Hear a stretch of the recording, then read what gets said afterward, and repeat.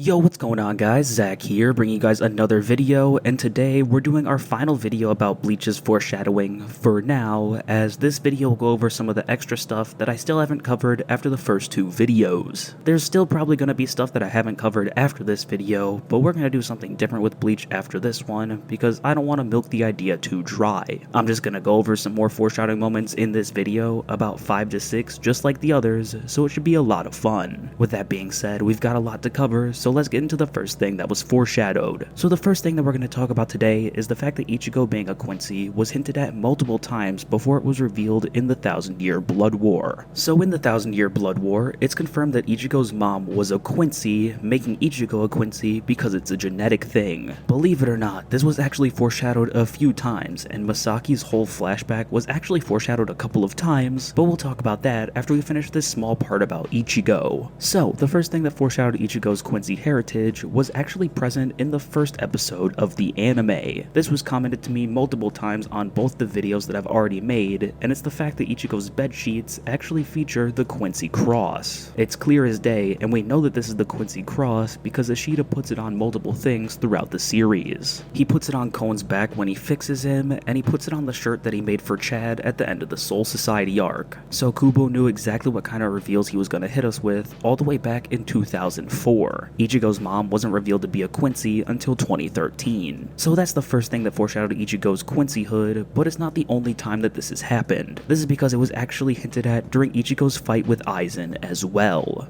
So right after Aizen reveals to Ichigo that he basically planned all of the events in Ichigo's life, he says that he's known Ichigo his entire life because he's half Soul Reaper, and before Aizen can say what the other half of Ichigo is, Ishin comes onto the battlefield and interrupts their very interesting conversation. At the time, everybody probably thought that he was going to say half Soul Reaper and half human, but he was actually going to say half Soul Reaper and half Quincy. So yeah, Aizen was going to spoil the 1,000-Year Blood War right then and there, but Ishin made sure that it didn't get revealed until Kubo was ready to reveal it. So yeah, Ichigo's Quincy heritage was dangled in front of us way before it was revealed in the 1,000-Year Blood War, but a ton of the stuff in Masaki's flashback was also hinted at, so let's get into that. So, the major players in Masaki's flashback are Ishin, Ishida's dad Ryukin, Kisuke, and Aizen. This first little thing that was foreshadowed was the reason why Aizen has known Ichigo since he was born. This is because while Ishin was in the world of the living to fight a hollow that had killed multiple Soul Reapers in Karakura Town, we find out that the hollow that did it was actually white. And wouldn't you know, we come to find that Aizen was the one that created white and saw the events where Ishin and Masaki fought white together, and white decided to go inside Masaki. So yeah, Aizen isn't only the reason why Ichigo is so strong, he's also the reason that his parents even got together in the first place, because without this fight right here, Ishin and Masaki never meet and fall in love. So that's the first thing that hinted at the Masaki flashback, but there are a couple more things that I want to mention. Back to our major players in this flashback, one of them is a Quincy that deserved way more screen time, that Quincy being Ishida's dad, Ryukin. You see, during this whole flashback, Ishin and Ryukin have a working relationship, I guess you could say, because they both want to save Masaki's life. Ryukin is a part of this because the Ishida family took Masaki in after her biological family died because she was one of the only pure-blood Quincy's left. Ryukin was actually going to marry Masaki and keep the Quincy bloodline going, but we all know how that turned out. Anyway, Ishin and Ryukin's past was actually hinted at during the Hueco Mundo arc after their sons went to Hueco Mundo and they met up. As soon as Ishin appears in the little bunker thingy where Ryukin trained Uryu so he could get his Quincy powers back, Ryukin asks what he's doing there. Now that doesn't seem too crazy, but he says, "How'd you get in here, Kurosaki?" Again, that shouldn't really matter, but Ishin gets really surprised, saying that Ryukin has never called him that before. This was actually very subtly hinting towards the past that these two share. I always did think that it was a little weird that these two almost always appeared together when they appeared, and the Masaki flashback explains why. It also makes sense that Ryukin has never called Ishin Kurosaki before, because we learn in that same flashback that Ishin's last name used to be Shiba when he lived in the Soul Society. Now this might just be headcanon, but I think that Ryukin called Ishin Kurosaki in this scene because the two of them haven't spoken since Masaki's death, and this is a way for Ryukin to honor her. Again, that last sentence is probably headcanon, but that's what I'm gonna believe until something better is presented. Now those are the two things in the Masaki flashback that were hinted at before they were revealed, but there's one more thing that I need to discuss regarding it. So the whole point of the Masaki flashback is so Ichigo can learn the true reason that Masaki died, and it's obviously because Yuha woke up and stole all her power. All these years, Ichigo thought that she died because Grand Fisher was just too powerful for her, but that wasn't the case. As Ishin says, Masaki was a pure-blood Quincy with an extremely powerful blood to boot, so Grand Fisher shouldn't have been a problem for her to deal with. So Ishin has known that it was Yuha that caused Masaki's death from the beginning of the series, and as we established in the last video, he knew that Ichigo was a Soul Reaper from the very moment he became one. This one is going to take some dot connecting, so just stay with me as I explain how Masaki's true cause of death being at the hands of someone other than Grand Fisher was actually hinted at. The first piece of evidence for this actually comes in the Substitute Shinigami arc after Ichigo failed to kill Grand Fisher. So after Ichigo fails, he goes to his mother's grave to apologize for not avenging her. While he's doing this, we get one of the most powerful scenes in early Bleach, when Ishin comes up and Ichigo asks him why his family doesn't blame him for his mother's death. Ishin just responds by asking Ichigo why he would blame him and that Masaki would be mad at him if he did. Now remember that Ichigo just fought Grand Fisher, and Ishin probably knows that. I mean, if he can sense Cone, I'm sure that he can sense more powerful beings like Ichigo and Grand Fisher. So that's why it's so striking that Ishin isn't upset in this scene. Ishin doesn't hold a grudge against Grand Fisher because he knows that Grand Fisher isn't the true reason that his wife died. Okay, so now that we've established that Ishin never held a grudge against Grand Fisher, let's go to the scene where he kills Grand Fisher. In this scene, Grand Fisher is back for revenge against Ichigo in his new Arankar form, and just so happens to run into Ishin.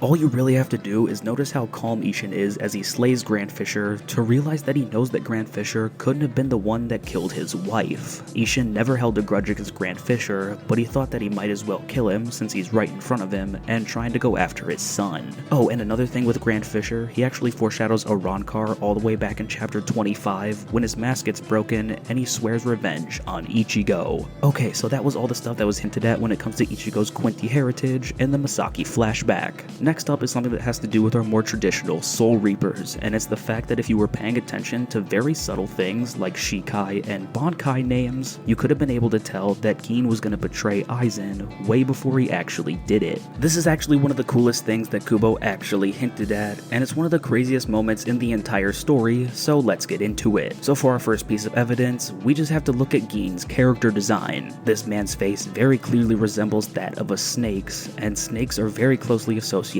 with deception. This man looks like such an obvious traitor that I didn't think that he was going to betray the Soul Society in the beginning of the story because it would just be too obvious. Well, he did end up being on the side of Aizen, but that wasn't the end of this character's deception because it turns out that he wasn't on anybody's side but Rangiku's. This is because he obviously betrayed Aizen too, but his character design isn't the only thing that could have tipped us in the right direction. The next two things had to do with Gin's Shikai and Bankai and how their names represent his true loyalty. So, we learn the name of Gin Shikai when he fires it at Ichigo at the beginning of the Soul Society arc, and its name is Shinso. Shinso translates to God's Spear, and this actually tells us about him siding with the fake god Aizen. He fights for Aizen as one of his subordinates, which can also be interpreted as his weapon. A spear is a weapon, and Shinso translating to God's Spear tells us that he's Aizen's spear. So that was something that could have told us that he was on Aizen's side from the very beginning, but we actually could have figured out that he would betray Aizen if we paid attention to the name of his Bankai. So the first time that we get to see Gin's Bankai, it's when he's fighting Ichigo during the fake Karakura Town arc. He does the whole thing where he explains how long it can extend and then uses it to attack Ichigo. Of course, in order to use his Bankai, he has to call out its name, that name being Kamishini no Yari. This translates to God Killing Spear and tells us Gin's true goal of killing Aizen. As I've already said, Aizen has been touted as a god for basically the entire series after his reveal, and after Gin attacks Aizen, we learn that it was his goal to kill Aizen ever since he joined his side over 100 years ago. So yeah, very little things like the names of Shikai and Bankai could give us hints towards what's going to happen later in the story. Next up are a few smaller things that could have clued us in on some character relationships, and the first one is going to be the fact that we could have figured out that Bazby and Hoshwalth had a past way before it was revealed in their fight. This little hint comes to us in chapter 543 after Yuha appoints Uryu as his successor. This of course sends all the Stern Ritters into a frenzy because Uryu literally just got there, and Bazby is one of the Stern Ritters that's the most angry. He actually calls out to Yuha only to be met with Hoshwalth's arm, who's there to stop him. When Hoshwalth does this, Bazby calls him Jugo, and that right there is our hint. We We later come to learn that Basby used to call Hashwal the Jugo back when they used to train together as kids. Basby is also the only person to call Hashwal the Jugo in the entire story, so it was right in front of us after we saw them interact for the first time. Okay, the next one is a pretty fun one, and it has to do with one of my favorite captains, Shinji. The thing that was actually foreshadowed with him was his powers, and it was done very quickly, so let's get into it. So as we learn, Shinji's Zanpakuto is called Sakanade, and basically has the ability to mess with someone's senses, making up, down, and right, left. Obviously, it's a little bit more complicated than that, but that's the most basic way I can put it without talking about it forever. This was actually foreshadowed when Shinji was introduced in Ichigo's class. He wrote his name backwards on the blackboard, and when the teacher says that he did, Shinji says that it's one of his special talents. I know this one was small, but it was a cool little hint that clued us in on the powers of his Zanpakuto. Okay, I've got two more things that I want to talk about in this video, and the first one has to do with the main bad guy of the 1000-year Blood War, Yuha Baha. So when Yuha is first introduced, Kubo does it in a really intimidating way, where he has Yuha cut down in a Ron car while talking about how he doesn't like violence. He says that he doesn't like violence, but all he does is fight the Soul Society while he's in the story, so I don't know how much I believe that. Anyway, the person whose arm he cuts off is named Ludus, and he has one of the most unfortunate fates. So basically, this man was sent on a recon mission by Yuha to do something, and he ends up telling Yuha that the Quincy forces would need 5 days in order to prepare for an invasion of the Soul Society. This just makes Yuha mad because it conflicts with some information that Ludus gave him 2 days ago,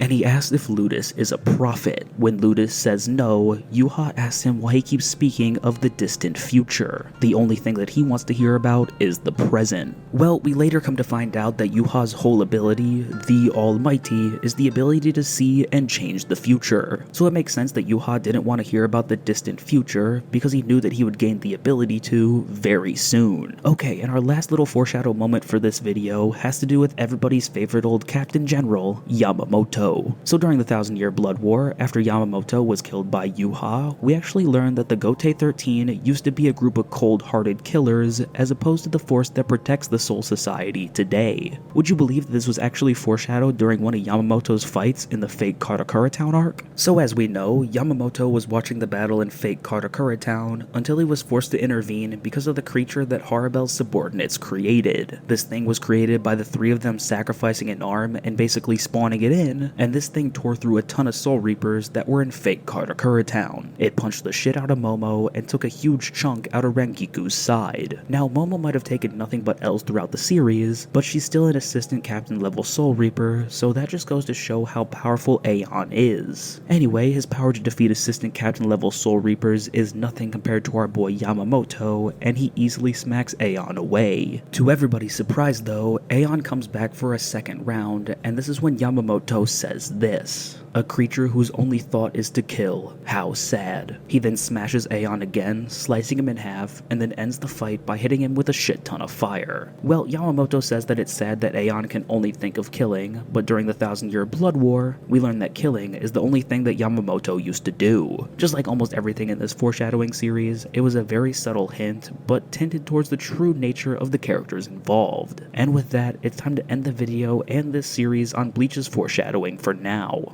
Don't worry, I'll definitely bring it back sometime in the future. I'm sure that there's still things left that I haven't covered. I just don't want to milk this series too dry, and there are also other videos that I want to make on Bleach too. With that being said, I think it's time to end the video, but be on the lookout for more Bleach videos in the future. Please join me next time for whatever I post next. Please leave a like and maybe subscribe if you enjoyed the video, and I will see you guys next time. Bye bye.